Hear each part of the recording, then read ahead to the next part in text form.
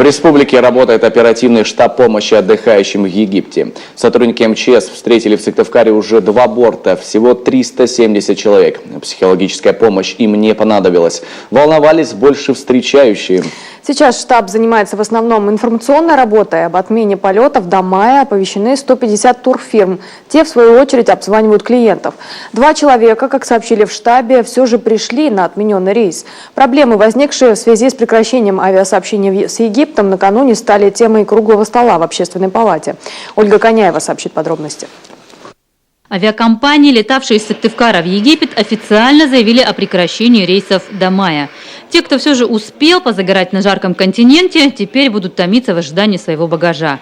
Из Москвы его доставят авиасообщением при наличии свободных мест. В Сыктывкаре туристы смогут забрать вещи сами. В другие города чемоданы отправятся также самолетом или почтой России. Все прилетевшие пассажиры уже написали заявление о способе получения. В случае утраты или порчи имущества владельцы пройдут стандартную процедуру. Рейс доставил багаж с 31 рейса, который должен был вылетать из Египта.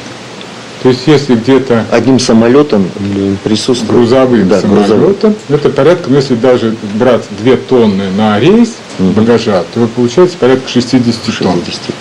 Вот. Поэтому службы аэропорта Домодедово и Шереметьево сообщают, информируют, что у нас все организовано.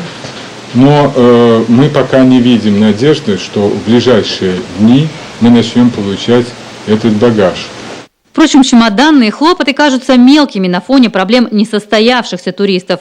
Отмена предстоящих 10 рейсов из Сыктывкара порушили планы на отпуск примерно 2000 жителей Коми. Альтернативы египетскому направлению в бюджетном сегменте отдыха сейчас нет.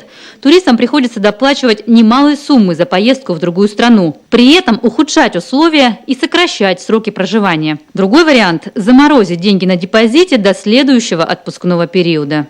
Заявки, которые были забронированы, скажем так, на более поздние даты, они аннулировались с минимальными штрафами, в основном даже без фактических затрат, потому что там не было, скажем так, уже никаких штрафных санкций.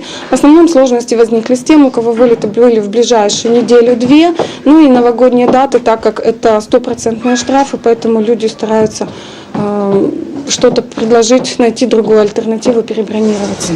Большинство туристов относятся к ситуации с пониманием, говорят представители турагентств. Но есть и отказы от путевок. В масштабе страны, по данным Общественной палаты, 30% заказавших туры хотят вернуть деньги. Единой схемы действий в такой ситуации пока нет. Под страховку от невылета нынешний случай может попасть, когда будут официальные доказательства форс-мажорной ситуации. Отказ практически приводит к хаосу непосредственно в нашей сфере. Почему? Потому что турист никуда не хочет, тоже надо понять. Почему? Потому что психологически они подавлены психологически.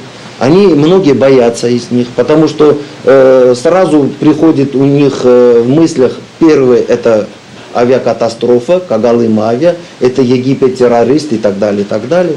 Вот. И поэтому здесь тоже надо с пониманием относиться, с уважением при том. Потерянные деньги туристов, конечно, ничто по сравнению с сохраненной жизнью. Представителям бизнеса же приходится балансировать, оставаться на плаву и при этом не терять лицо в конфликтах с клиентами. Общественная палата готова предоставить турфирмам юридическую помощь и собрать рабочую группу по вопросам отказников. Кроме того, общественники намерены обратиться в Федеральную службу по тарифам для недопущения роста цен на путевки. Туры в Таиланд, к примеру, подорожали примерно в 2 раза. Ольга Коняева, Олег Костромин, телеканал Юрган.